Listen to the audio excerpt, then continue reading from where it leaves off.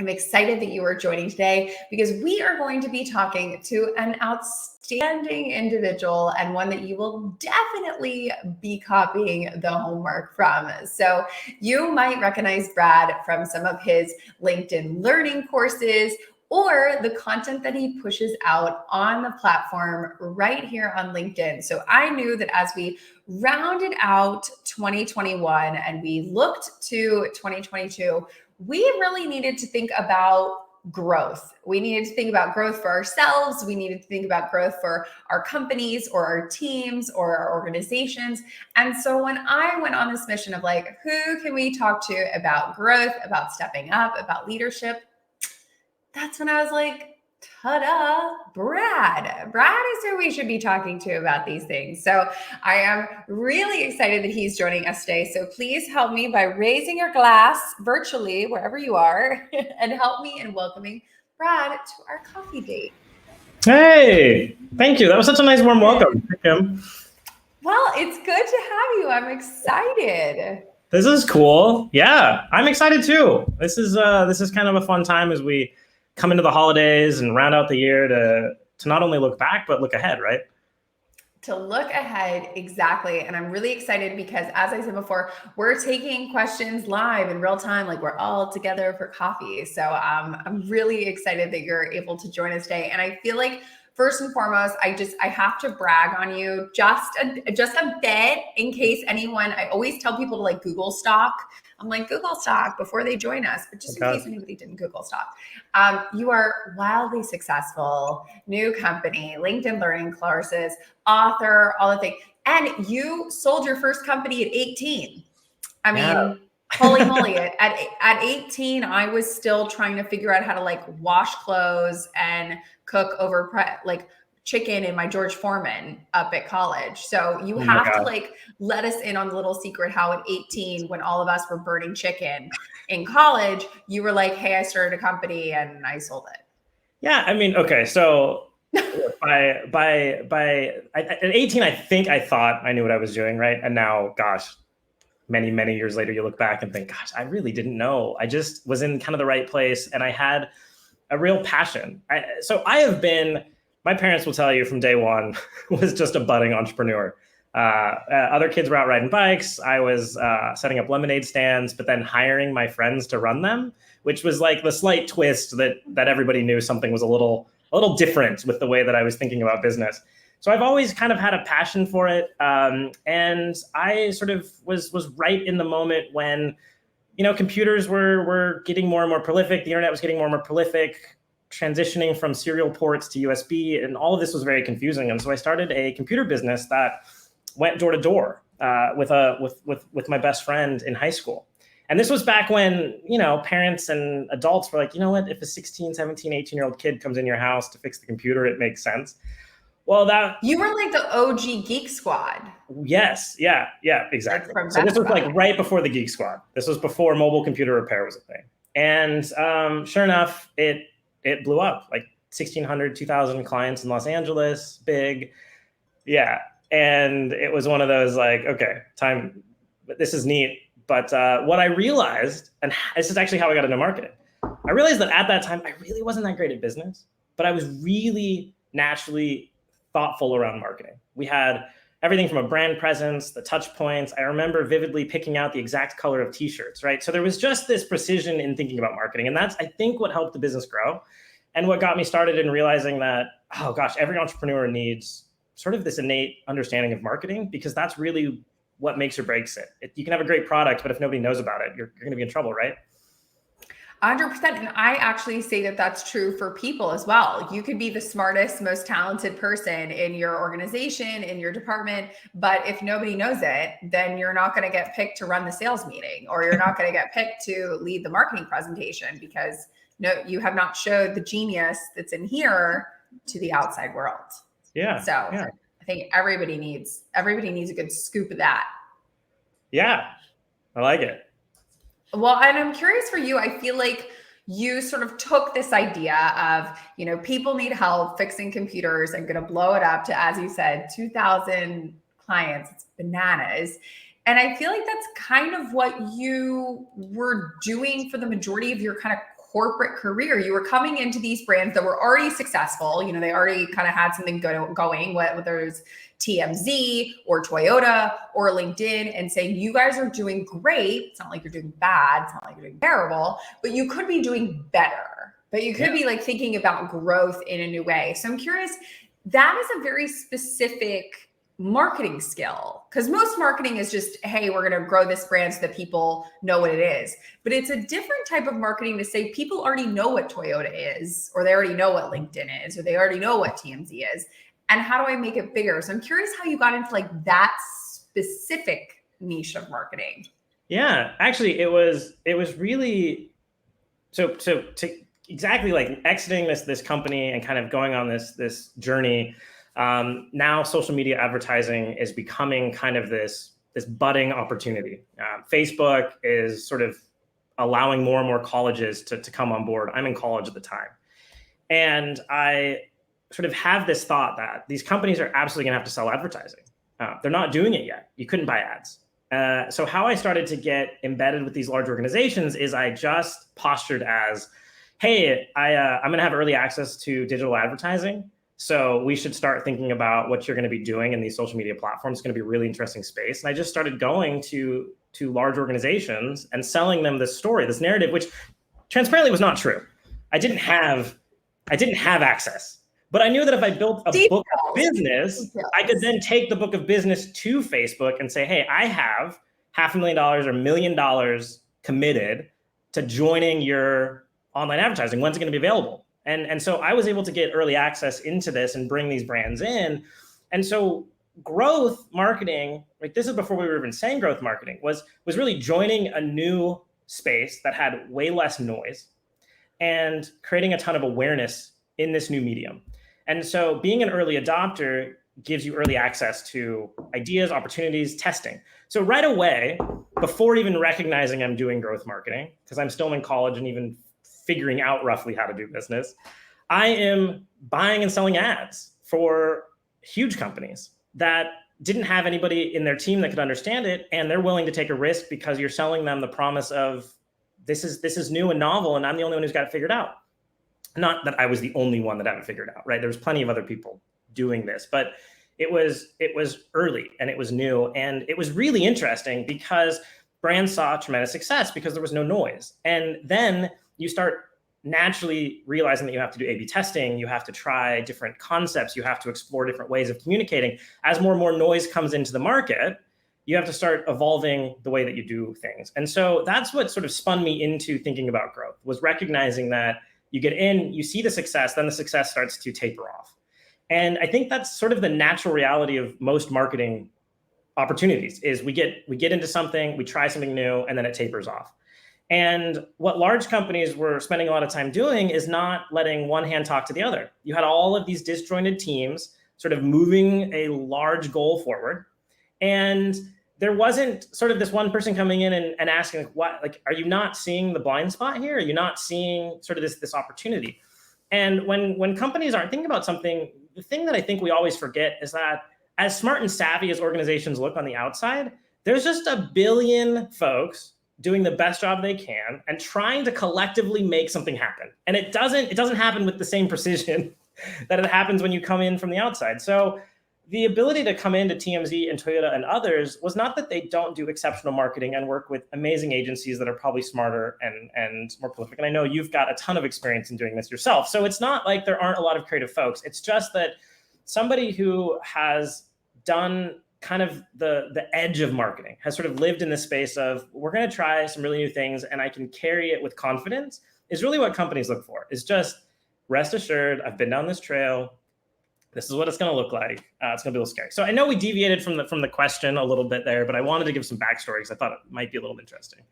Totally. And I feel like as you were navigating high school and into college, and even now, I would say, as you continue to grow the business and work on new projects, did you have mentors or people that were kind of helping you along the way? Or were you just sort of like, I'm throwing spaghetti against the wall and we're just seeing what sticks? Yeah. So first of all, I have to give, and this is one of those cliches, but it's so true. I have to give credit to my mom, right? My mom was, she had her own business.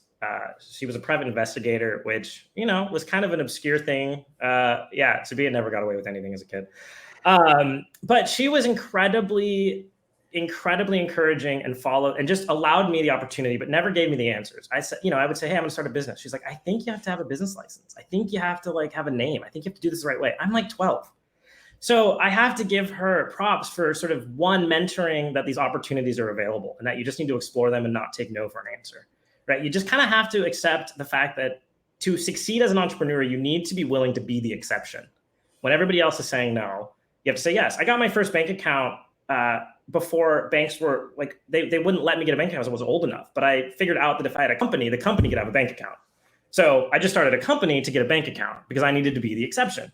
So my mom was like my first huge mentor, followed just really that open opportunity. And then actually I made the terrible mistake of not finding or having a mentor. I would say from like 18 to 25, my head was too big to fit in the room, right? I mean, let's be honest. I was having all this tremendous success. I was walking into companies and they were just saying yes. And who needed a mentor? I had all the answers. I did not, right? I was not skilled and capable enough to know how this stuff really has to fit in to these larger organizations. So after that, I started seeking out folks to mentor. And got really lucky at Lynda. My boss at the time, David Bakey, was a huge mentor for me because he would recognize that I was in a role that I, at the time, I wasn't satisfied with. And he really encouraged and coached me to figure out how I could gain as many skills as I could out of this organization while simultaneously contributing, right? And so when I began to understand this, I have things to learn from peers. Other marketers are really smart too. Like once I sort of let down the guard of imposter syndrome and started to accept conversations with other people, things really began to unlock. And I actually advise everybody, even entrepreneurs or marketers, find somebody that is smarter or that has a different, doesn't have to be smarter, that's probably not the right term, but somebody that's doing something different. It doesn't even have to be someone that's been in the same path as you, but somebody that's doing something different and equally challenging. And find that person to begin to ask questions, to at least have a conversation with once a month. Oh, 100%. I'm all about the copying of homework over here, which actually reminds me, if anybody wants to copy Brad's homework while we are talking, you don't have to worry about writing it down. You can just go to sendmenotes.com and we will send you all the notes from this discussion. So I don't want anyone being like, well, what did he say? And freaking out. Don't freak out.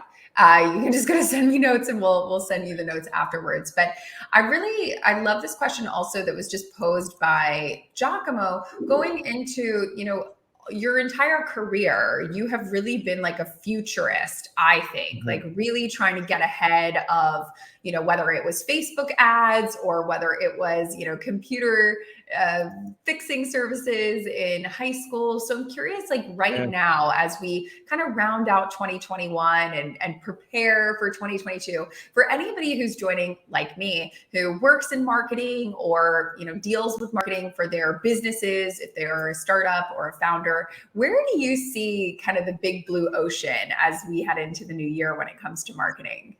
Yeah, this is a really great question. And there's many ways that we can think about this question. And the first rung for me is, what does it mean for individuals that are thinking about marketing?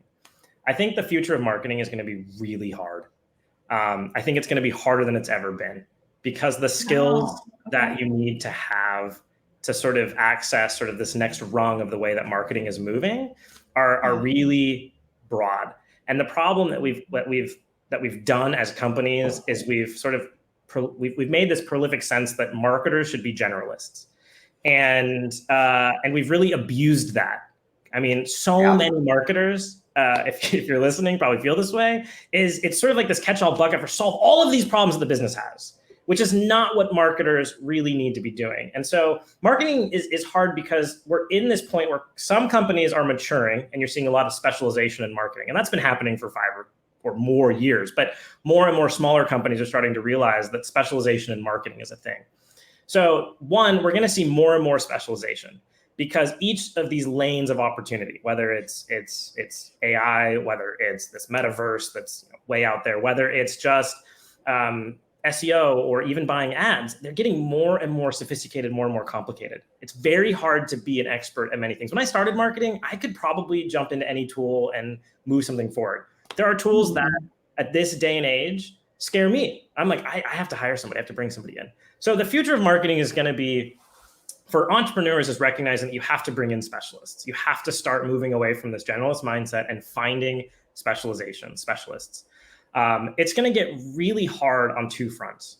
It's going to get hard because of all of this fact that everybody is kind of becoming self-sufficient at some of this like baseline marketing. So the easy stuff is sort of getting self-sufficient.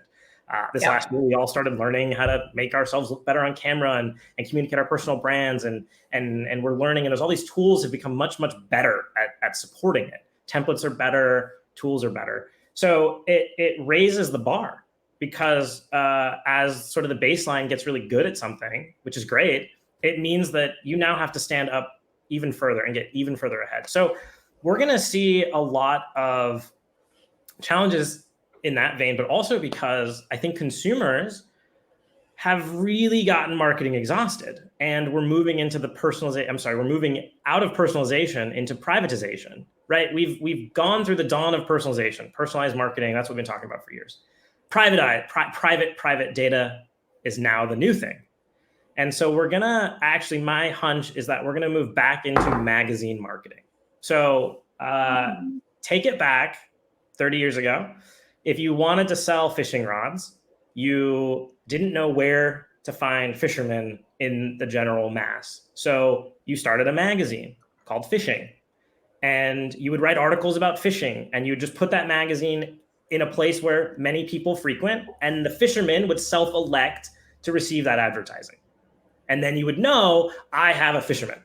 So the value of properties that have very specific audiences are going to go way up as personalization and as this private data goes away. So once we can stop understanding who's reading a blog, the nichier the content, the more valuable the marketing is going to be. And marketers are going to have to start sourcing magazines. And of course, there will be automation and tools that help us do this. But I think we're going to move into this idea of having to rethink the fact that we can just check every little box of the exact persona that we want. That's going to fade away over the next several years. And this generation behind us is armed with, leave us alone, don't have our data. And so we need to start thinking ahead of that. How are you going to start future-proofing your marketing if you got rid of all of your persona filtering? Well, I have like a two-part question on that, because I feel like it's two-part because they kind of connect.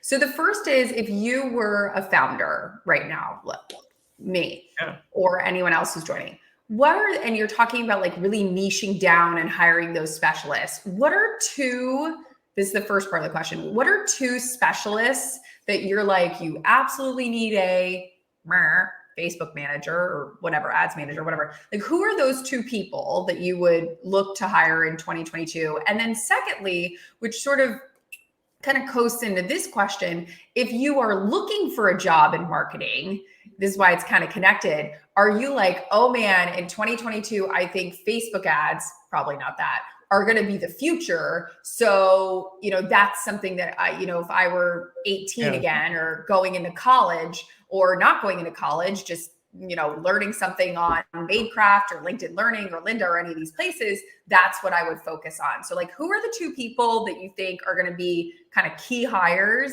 in marketing in 2022? And then if you're a newbie, what sector of marketing would you go into because you think it's only going to grow?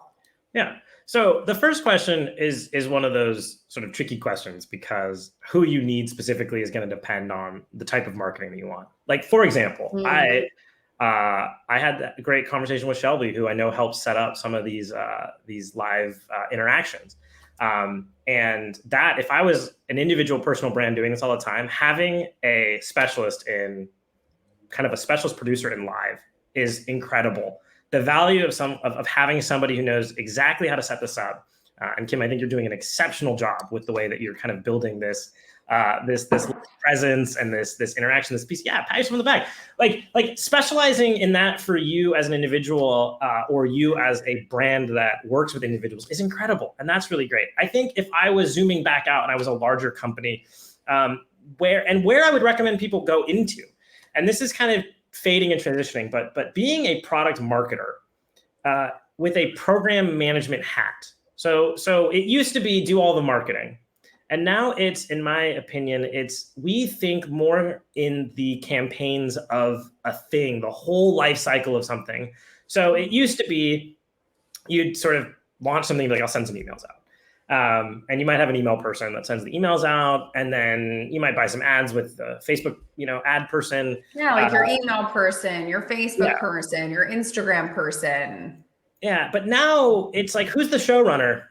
Who is the one that says, okay, we're launching this new landing page. The goal is we want to drive sales in this segment. We need to, hypothetically, we have a software that crosses multiple personas, but now we want to target students. So we're going to build a whole new marketing experience for students. It's going to be educational pieces. There's going to be this marketing. There's going to be this whole component. Who is designing and assembling these big picture ideas, these bigger marketing initiatives that are whole programs, right? This is like, you have to design a program that's going to be, there's these touch points and there's these white papers and there's all of these pieces. Often this has been the marketing generalist, but we're not really, now we need specialists to do the individual work. So if you are incredibly creative and strategic, but don't like the actual act of getting into the numbers and getting into the data and manipulating the actual tools to execute, then there's this bubbling up of this opportunity for product marketing managers or program managers in the marketing space. And I think what you're going to see is all of the specialties around tools will become more like operators.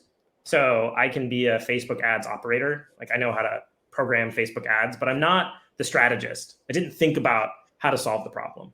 So I think as we get more and more specialized, and this is total hunch, don't take this as like as like anything. Gospel. Yeah, no. There's other people that are going to disagree with me, and that's fine. I would really, if I was starting out, I would find my passion, what interests me most. There are folks that love working in the data and the numbers. Obviously, data analysts and business intelligence is becoming more and more a marketing function. And so I think if you're a numbers person, there's tons of opportunities in getting really smart with storytelling and data. Like, being able to tell stories with data is a whole function of marketing. And then there's like the operation side of it, which is executing sort of the marketing tasks. And then there's the strategy. And if you want to get to the strategy, you sort of have to master some of the under levels. So if you're new to marketing, I would find something, an opportunity anywhere that gets you exposure to some function, whether it's just buying ads, whether it's just email, whether it's just X. But if you can find a function that allows you to specialize, it doesn't matter if you don't want to do email marketing for the rest of your life. But mastering a specialty makes it easier to move up, because you're not sort of accumulating a bunch of general skills that never get refined. You end up honing a really good skill that you are becoming really, really known for. And then you can move that into a new level, because people will trust when you're like, look, I've mastered email marketing. I have no problem moving into X. But they don't trust, like, you kind of are trying to juggle all these balls and it's not going so great. So one of the myths in marketing is to try to be really good at everything. But I would actually discourage that. If you're starting out, find something, the opportunity that lets you specialize. It doesn't matter if it's not the specialty forever. You'll be able to transition, but you have to get really good at one thing. Well, what is that phrase? Master of every, jack of all trades, master of none, or something. Yeah. I think I'm butchering that slightly, but you guys know what I'm saying. Where you're right, like, you're a generalist, but those people that really kind of focus on this one thing or that niche. But you're right. I mean, I think program-based marketing, where somebody comes in and says, I'm really good at live events. I'm making that up. Live events. I'm going to come in and do a product launch for you in terms of a live event, and I'm known for it, and that's what I do. That's really strong. I mean, that's essentially what I did with my company when it came to super fans. I mean, we were kind of like, are we doing all this other stuff? No, but when it comes to your super fans, like, that's us. Like that, like, we are your marketing team just for that segment. Yeah. So I totally agree with you. I feel like there is some benefit in really becoming an expert at your kind of sweet spot, like that one place that you're really going to focus on. Yeah, and I was going to say, I think the program aspect is especially as we move into this creator economy, and this continues to expand, supporting individuals. There's going to be plenty of revenue being generated by individual creators to support hiring folks that can extend those programs, that can think holistically about, there's all of these assets and all of these pieces to support this community. And I think that's going to be really helpful. And again, like you're saying, finding that specific thing. Like it's not just I work with people who stream. It's like I work with marketing professionals who stream online. I work with, there's a fear, especially in marketing and starting out, is that you're going to pigeonhole yourself into something. But if there's a conference for it, there's enough business to support that niche. That's such a good point. If there is a conference on it, there's enough business to support that. That's a good, so maybe people can look and see if there's conferences about whatever they're talking about.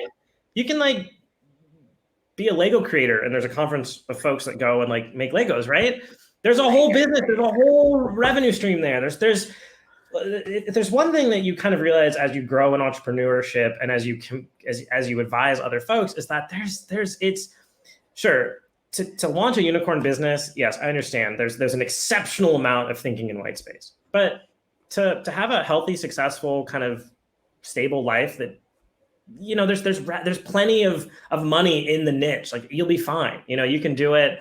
There's a career growth opportunity there, and these skills are really transitory. So if you get really good at one lane, it doesn't mean that you're not going to be able to eject and move into aerospace marketing or something like that, right? Like a lot of the skills are transitory. I'm curious, when a lot of marketing we've seen, does go digital, whether we're talking about Facebook ads or live streaming or whatever, I think Ellen brings up a really good point here, which is, as in 2022, we may, hopefully, God willing, move back to live events, move back to in-person. What are your thoughts on those sort of soft skills, especially when it comes to marketing yourself, marketing your brand, your company? Do you think that those are dead, or that they're coming back? Or is it something that people should really focus on? Yeah, I think it's the opposite. I think that I think we're getting really good at learning new things. I think we have had a lot of exposure to tools. I think that as more and more companies get really good at understanding UX and UI and thinking about the individual user, it's becoming easier for all of us, I hope. And I know that tools still need training, and there's plenty of more and more resources, but there's a ton of access to learn something. It's not like it's impossible, to pick up Adobe Illustrator and, never having used it, watch enough available tutorials to get probably good. Not going to make a career out of it, maybe, if I don't commit. I can get decent. But if I'm not practicing what it really means to lead or be a manager, or how to send really effective emails and how to communicate and how to have a professional presence, and if those soft skills aren't being polished and honed, especially as we move to remote, especially as I'm sitting in my home alone, like talking to my computer screen, like if we aren't continuing to invest and develop soft skills, there will be this gap of folks that can do it but can't communicate or don't get hired, because it's like, great, you're like really practitioner, but you're a risk to the company because you don't have these soft skills that are sort of necessary to succeed. So I think that on the contrary, I think that if you have exceptional, well-rounded soft skills, you can get in and figure out the tactical. It's so true. And I, like, speaking from experience, yes, there have been people that I know in my life who are brilliant, super smart, geniuses, but their companies, these are our founders, didn't quite, because when it came to pitching investors or when it came to marketing, they couldn't, it wasn't translating. And then that's when you see some of these people, I have to bring it up and just be gossipy for 1 minute, but I've been fascinated by this Elizabeth Holmes trial. I'm on the edge of my seat. Theranos, the scandal, it didn't work, but she had all these hundreds of millions of dollars in investment. This is very controversial, but I'm just going to say it. that woman is a brilliant marketer. Now, Yeah. she could also be a criminal. The trial's not done yet. But the fact that she was able to, what is it, like sell snake oil or something? Yeah. Like she sold a product that didn't exist to some of the top investors, political leaders. Like, I have been fascinated by that whole story. I think that I think that this is one of those things where the master manipulators are right on the same edge as master marketers. Like they come full circle. Like if you're mastering at marketing, you're getting really close to people that are masters at manipulation. And I think that's what you're seeing in Theranos. I think that she is a master manipulator. And what it is too is like you see some of these people succeed where I'm sure there was someone along the way, Ralph, who also had a good idea that maybe they were deciding, do we invest in Elizabeth or do we invest in Ralph? And Ralph probably had like the background and like the product, but he wasn't as good as marketing, as Elizabeth was. And like, even though her product didn't work, she won. Yeah. So I totally agree with you. I would say, Ellen, that soft skills are so needed, especially right now, because I think that's how you stand out. I mean, I'm curious for you, like one of the things that Abby, my business partner, and I hear all the time in our business and what we really pride ourselves on, our clients say, I love working with you. It makes me feel like I'm working with a friend. And that to us is, and the work is good too, if I do say so myself, but we really want to create this environment where people feel like, I like working with you. This is easy. This is fun, because you can have a really great company, but if nobody likes working with you, kind of doesn't matter. I mean, do you have that same thought process? Yeah. I mean, of course you want to be working with people that you enjoy working with. And I think as we've moved into this, look, authenticity has become a thread that we've talked about, and it went through multiple levels. Authenticity was like, let's talk like we're authentic. Then it became, I guess we have to try a little bit. We should communicate some authentic things. We should tap into a few things. And then it became, authenticity starts at the core of an organization. In fact, growth marketing often starts by looking at the entire organization and saying, you can't grow outside of yourself if you don't believe what you're actually selling. There's no hope for you. I won't work with you. It's just, sure, you're going to make a run on it for the next 5-10 years, but at some point your authenticity is going to catch up. And brands go through this, even huge brands. Look at Amazon. Amazon is finding itself more and more at the center. And then what ends up happening? You watch these ads about, folks at the warehouses. And do you look at that and go, oh gosh, you know what? I'm wrong. They must be so right. It must, like, this ad is it's so authentic. No, you're like, this is somebody posturing to be authentic. So when you are authentic to what you love to do, you're authentic to the people that you're working with, and they're kind of having that authenticity with you. I think that's what creates sort of these really great pieces. So it's awesome to hear that, because if you're connected with your clients in that way, then it's authentic. And I think that's the other piece is, look, not everything's going to be perfect. Not everything goes right. And honestly, the best authenticity is, hey, I'm doing the best. I'm doing the best I can. Here's where we screwed up. Here's how we're going to fix it. Here's where we're going from here. And if marketing, especially marketers, should know, marketing is just a series of failures, right? I mean, all you're doing is kind of failing up. You're just like, okay, that went kind of well.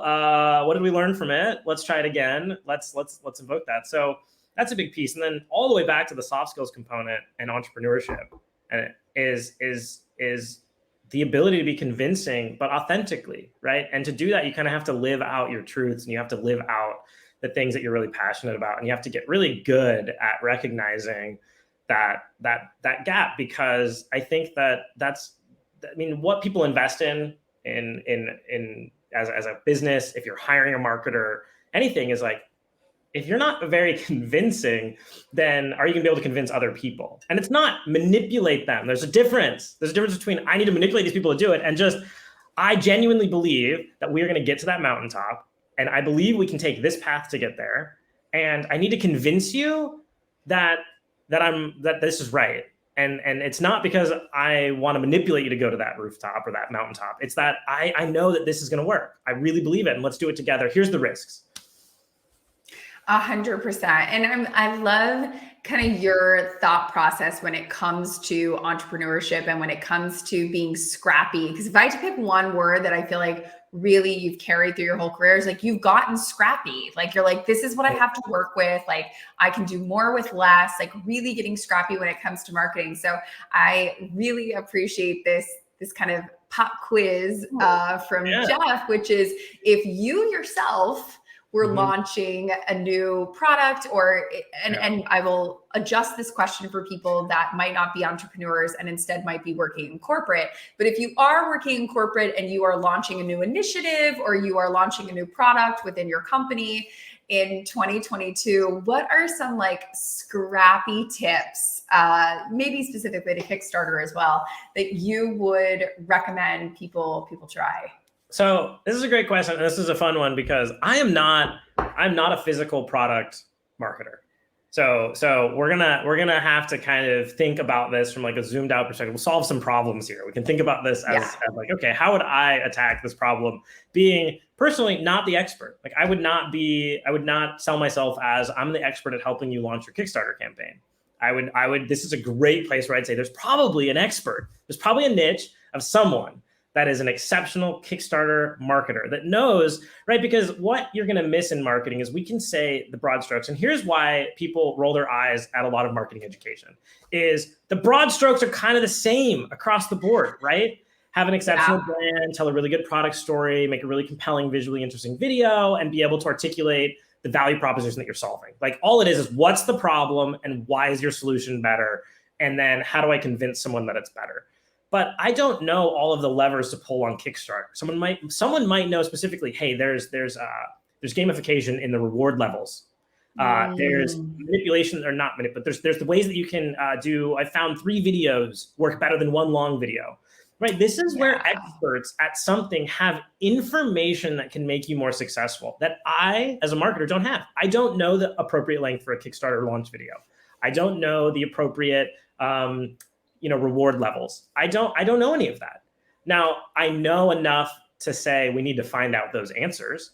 And so if I was going to be successful at launching a Kickstarter campaign, I would stop thinking immediately about what am I launching and why. And I would start thinking about how do I reverse engineer all of the successful Kickstarter campaigns? If I had to be scrappy and I couldn't afford or hire somebody that's done this before, I would do some data modeling. I would go and I would look at the top 50 or 60 in the last quarter. I would break those down into their individual product themes. Like these are the different product types.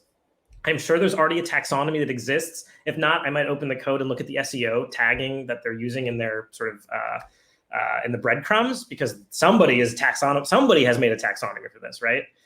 So figure out those category levels and then start to deduce what thematically am I seeing consistent here? Is there a pattern that I can hypothesize? Now, it's not necessarily going to be accurate or true, but at least it'll get you closer. It's like a rule of thumb. It's like in marketing, it's kind of just get close enough and then I'll start there.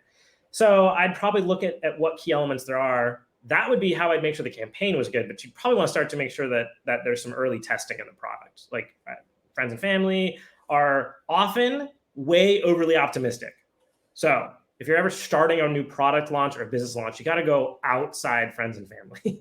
You need some folks that are going to give you just some raw, real feedback of like, I don't get it. I don't understand. Why would I use that? That's what you want.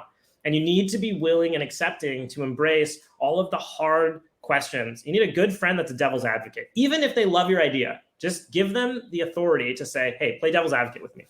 Let's put me in the hot seat. So I'd start. I know that was kind of a roundabout answer and didn't give you the specific tools. I am obsessed with surveying people. Like I love it. Surveying people about me, surveying people about the ideas that I have. Do you do a lot of that as well? I guess, do you do a lot of that, one, in your business, but then also just like in your life? Yeah. So in my day-to-day business, constantly am asking across each sort of phase of a project or a process, whoever's involved, how are we doing? Where are we at? And then we do a 360 review. So at the end of each like program or project, it's every single person that had a touch point weighs in on the process. Now, I'm a big believer in net promoter scores across anything. 1 to 10 is the easiest. Like, the other thing that we have to realize is that when you're surveying and evaluating information, it's be realistic to how much you can use and how much you can act on. So overloading yourself with survey information is really tough. And it's easier to just go, look, I just need to know what is your real motivation for surveying? Hey, is this going well enough? Can we at least get to the good and not like where are the problems? Or 1 to 10, how am I doing?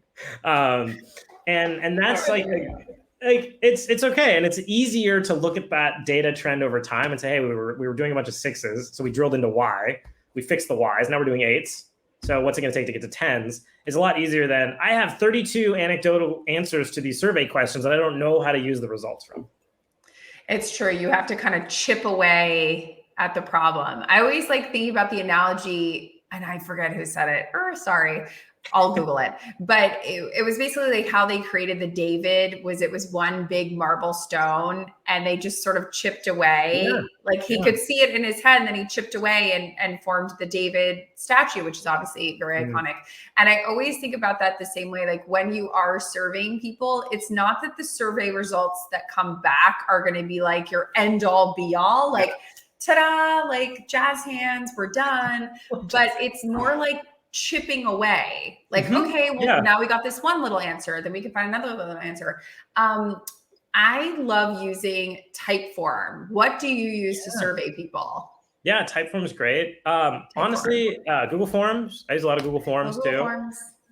Just because I'm in the Google suite and it's really easy and fast. And honestly, so one of the things that I just kind of as a tip on this is analysis paralysis and decision paralysis are so paramount in what we're doing as marketers that oftentimes you're trying to perfect or overthink or not even sure where to start, and like just getting something out the door is better. And what I do with my team is I time box.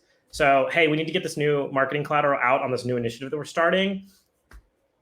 I have a window from 3:30 to 4:15. Let's do it. Let's just whatever comes out the other side. And you just have to go. You just have to let it go out the door. That's so stressful. Yes, but you have to practice the skill. And you have to just accept that it's going to go out the door. So at Madecraft, we use what we call dates and gates. So the idea is something has a date and there's a gate. The gate means this is the window by which a response is needed. Hey, this new video is ready for review. This is the gate. Yeah. You are invited to review it. But the gate closes at this date. And if it closes, the rocket still launches. There's no going back. So if you don't do your homework or your part, or you don't get it in time, or that 20-minute window doesn't happen, it's okay. It has to move forward. You have to trust the people previously in the process did their job. It's the same thing when I think about, I'm going to launch a survey, I'm going to do something. It's like anything to get it out the door. You can make it better later, but good is better than never done. And that's true. And I like the dates and gates. It rhymes. It's kind of fun. Yeah. So dates and gates are a really good technique to use especially if you're dealing with clients. And you said something earlier that I want to touch on too, which is even if you're in a corporate environment as a marketer, you're still an entrepreneur. You are an individual trying to sell yourself and your ideas to your organization, and you're trying to rise up in your career probably. So your company is your client. So when you kind of get yourself in that headspace, it's like, get stuff moving. And dates and gates are a great way to hold people accountable to, I need this from you. This is when we're doing it. This has to happen. I'm pushing this forward. Because the folks that I think often really stand out are those that sort of they're known for just stuff moves under their vision. They just move things forward. Yeah. And in marketing, it's like we can overthink everything and it's still going to kind of not be exactly what we want. Yeah. No, I do that all the time. I do that all the time. 100%. Okay. So here's my favorite part of the copy, which is the very caffeinated speed round. Oh boy, here we go. So are you ready? Let's just jolt ourselves up full of caffeine. Okay. What is something that you have started using or doing lately that you absolutely love? Could be an app that you use, could be like a product that you bought, just something that you have been constantly telling friends about that you're like, this is the best thing ever? This is like so me, and it's not going to work for anybody else. But I do not wear shoes with shoelaces. I just don't like shoelaces. I'm a master of efficiency. Like I have I have this in every color, and I just wear the same shirt every day. So these are Kiziks, and they're shoes with laces, but you clip your foot into it. This is the most brilliant thing because it looks like I wear normal shoes, but I get to continue to live my life of not having shoelaces.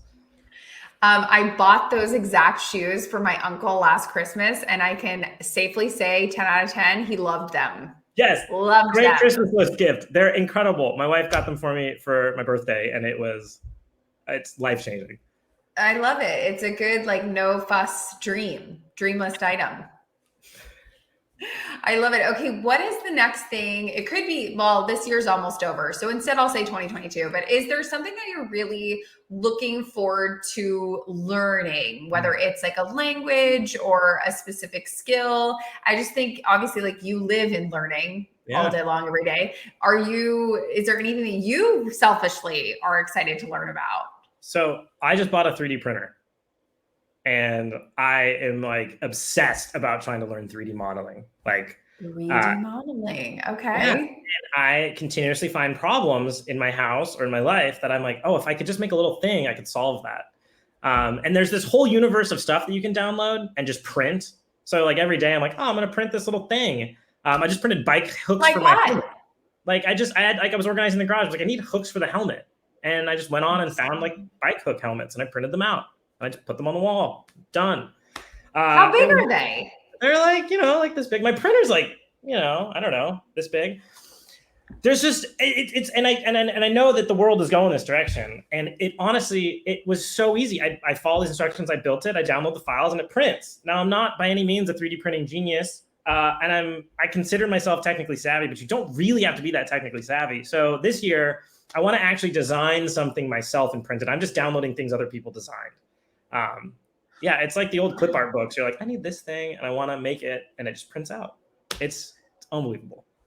Okay. I mean, wow. We're getting slowly into what I call like George Jetson territory, where I used to watch things growing up and being like, there's no way Judy has a closet like that. And now I'm like, I think in my lifetime, we're going to see a Judy closet. Like that's going to happen. That when you tell me I wanted a hook, so I printed it, that to me is like, we're getting into like Jetson territory. Yeah. It's mind blowing. 100%. Okay. I have this theory that I love. I don't know if anybody else loves it, but I love it. And it is a remix on a theory that has been around for like a bajillion years, which is that you are the summation of the 5 people you spend the most time with. And so I think now that we have these crazy things, we are not the summation of the 5 people we spend the most time with. We are instead the summation of the 5 accounts or virtual people that we follow, especially with COVID. We might not have been seeing people IRL, as the kids say, in real life, but we might have been seeing them digitally. So I'm curious for you, what are like 4 to 5, whether they're humans or brands or accounts that you follow on any social media that just light you up, that you're learning from, you love their accounts, so that we can follow them too?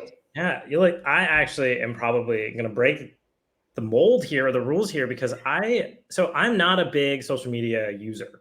And I know that I've got like social media and I love sharing and I love teaching. I love putting information out there. I follow like I'm sure many folks here, maybe you watch some of my courses. I follow you all and I see all of everybody's stuff every day and it lights me up. It's not like I picked 5 people. I just am constantly amazed at everybody sharing. And I really love LinkedIn. I'm not on Twitter. I'm not on Facebook. I'm not on Instagram. I'm only on LinkedIn. And that was a choice because for my mental health, it was so much nicer just to see all of these sort of little wins that people were accumulating throughout their weeks. And so honestly, I don't, and I'm sure you all could share some folks that I should be following. But I just kind of have a massive feed and I just get really excited to see all the stuff. I mean, every morning I'm scrolling through it and enjoying it. And so I'm sorry I don't have like a specific five prolific people. There are incredibly great people out there. Okay, can you think of like one randomly that's not me that you can think of, like that maybe you saw in your news feed recently? It doesn't have to be, they don't have to be prolific, just one that comes to mind. Oh gosh, yeah, that's a tough question. I know. We're asking the hard questions, Brad. I know. What about there is Brad, 40,000 followers on LinkedIn. You got to be able to think of one. But